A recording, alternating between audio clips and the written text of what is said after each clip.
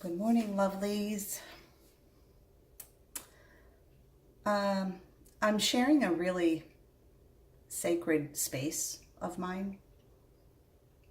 I felt called to do it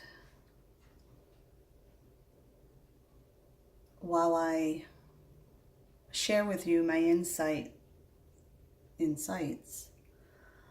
on this hidden duality of sorts. And how it is manifesting in our experiences as spiritually awakened and based people. I think a lot of us are being shown and experiencing that within the humanitarian efforts of light workers and warriors and all those good labels that we like to assume,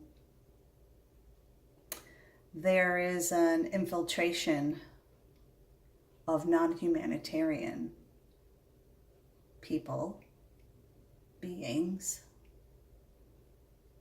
that claim the humanitarian labels of light worker, etc. So as I understand it and know it to be, there are humanitarian and non-humanitarian agendas, programs, and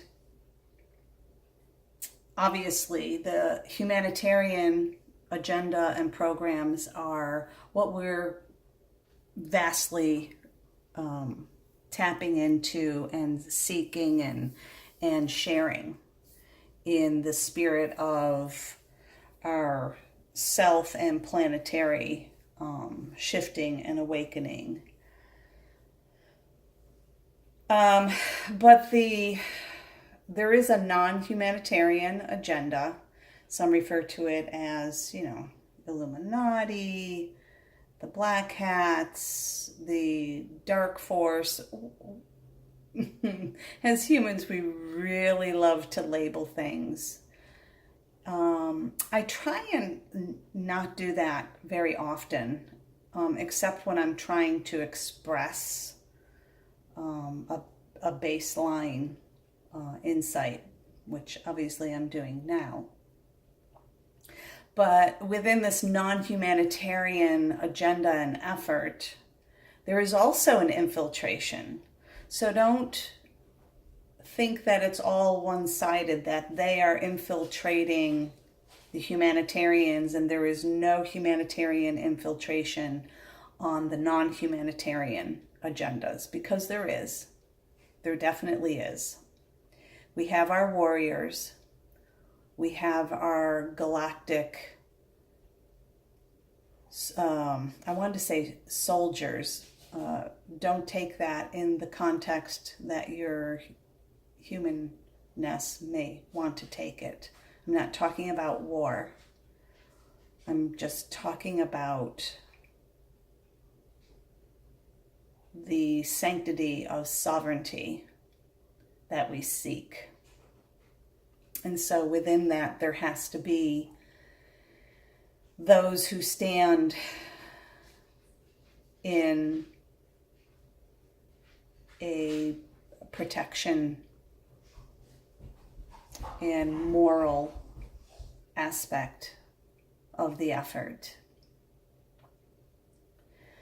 So I think how a lot of us are experiencing this infiltration into our love and light agenda is we're literally getting attacked. People who claim to be of the same vibration eventually expose themselves with their thoughts, words, and actions. And that's not really anything that I sense we need to respond to. We definitely don't need to react to. Perhaps a response would be to do the light warrior thing. And it can be as simple as a smile.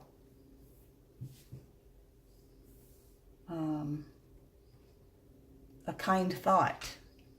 You don't have to send out laser beams, although sometimes that just comes naturally, especially if it's a repeat occurrence.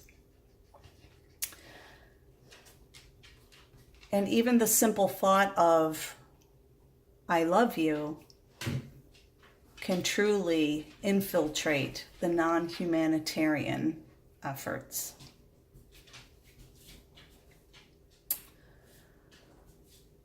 So I just wanted to share that. In all my years of receiving from the Pleiadians, it's well over 20 years, actually, it's ever since I had an encounter at the age of, I think it was 7 or 8, they've been in my life and offering me insights and wisdoms and all of that wondrous stuff. The one thing that they always stress to me, and they love giving me a neon sign with the acronym KISS. And I'm not really, that stands for keep it simple, stupid, of course. And I just don't really like the energy of stupid, the word stupid. So I've, over the years, replaced that with silly. I just think it's gentler and less harsh of a judgment, whether we're speaking to ourselves or to others. So keep it simple, silly is really a core value of the Pleiadians. They indeed have mind-blowing systems and offerings and technology and all of that. It's only mind-blowing because we, of course, are within this vessel with a limited mind. The only thing that really assists us in going further into it is our imagination. So, and they're very kind in keeping it simple for us. Even those of us who have been in contact and under a student contract with them, they really do keep it simple. But within that simplicity is a very complex, multi-dimensional potential. And that only becomes more obvious as we move through and closer to returning to our light body presence. So, for now, though, here on this planet, we really need to kiss it. And so when we're faced with adversity, and even if it's from someone that we agree with and what they're saying largely resonates for us,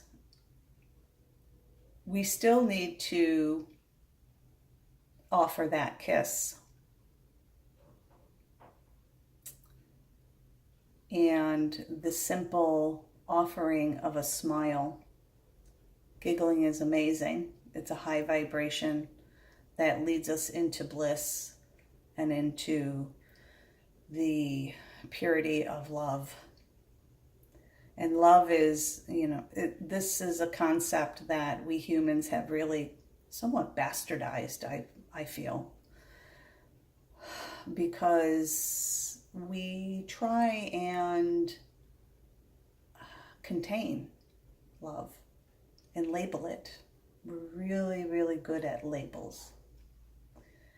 And as you move through, you, at some point, I feel, have a light bulb moment and say, oh, wait a minute. All these labels, they're so limiting. They're so restrictive. We have an understanding then that it is about tuning into and experiencing the energies of everything, good, bad, and neutral, or what we perceive to be good, bad, and neutral. Because we also have the ability to release and let go as soon as it registers. If it does not resonate, or if an aspect of what is being presented doesn't resonate. So, all of this leads me back to this humanitarian and non-humanitarian, again, labels, right? Agendas and events, programs, and all of that. Just keep it simple, silly. It's really quite that easy. I think I'm going to draw a sacred geometry card. I started working with these again. Thank you, Keepers of the Code. And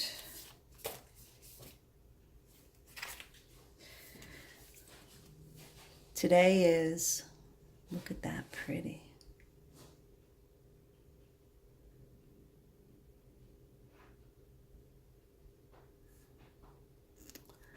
And the code is for confirmation. So again, if what I said resonates, then take in the energy. If bits and pieces do, that's all good too. There really is no wrong while we're on our sojourn.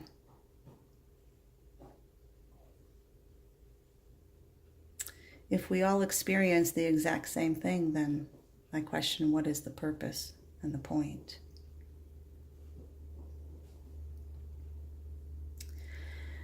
So I'm going to suggest that you kind of rewind, and with each side of the confirmation card, meditate with it, see how it feels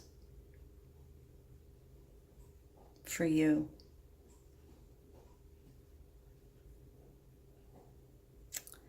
And that's what I have to offer today. It's magnificent. So with that, I sign off with peace in, peace out. And remember, we are all medicine. So be the medicine.